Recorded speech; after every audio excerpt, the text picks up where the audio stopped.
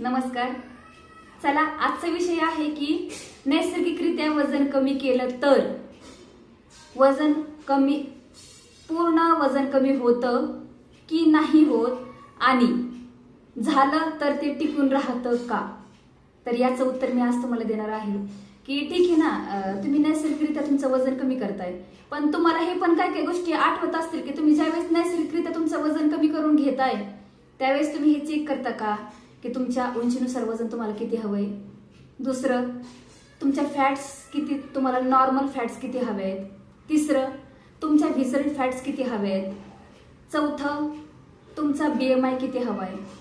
पाचवं, तुम्ही रोज तुमच्या कॅलरी मॅनेजमेंट किती केलं पाहिजे.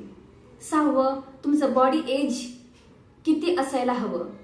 सातवं, तुमच्या मसल्स किती असायला हवे. हे तुम्ही कधी काउंट केलं का? नाही. काहींनी केलंही असेल, काहींनी नसेल केलं. आणि समजा हे जर तुम्ही केलं नसेल तर नैसर्गिकरित्या तुमचं वजन कमी करून काहीच फायदा नाहीये, कारण की नैसर्गिकरित्या तुम्ही ज्यावेळेस तुमचं वजन कमी करताय त्यावेळेस आपल्या मनाने काही काही गोष्टी आपण करतो त्या आपल्याला माहिती नसतात.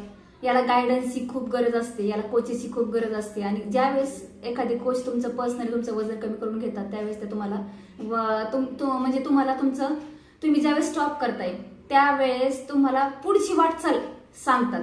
आणि कोच, विदाऊट कोच गायडन्स जर तुम्ही हे जर गोष्टी केल्या तर तुम्हाला ह्या सगळ्या गोष्टी कळत नाहीत, कारण की तुम्ही वजन कमी करताय बरोबर आहे, पण तुमच्या फॅट्स लॉस होत नाहीत, किंवा झाल्या तरी तुमच्या फॅट सोबत मसल्सही लॉस होतात. आणि मसल्स लॉस झाल्याच्या नंतर तुम्हाला वेगवेगळ्या आजाराला सामोरं जावं लागतं. का?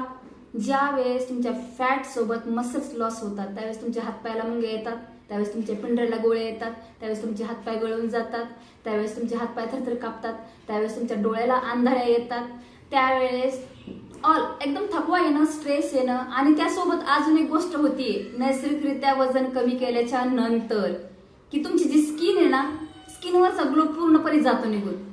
स्किनवरचा ग्लो राहत नाही आणि स्किन तुमची लोंबल्यासारखी होती, म्हाताऱ्या माणसासारखी दिसती. का?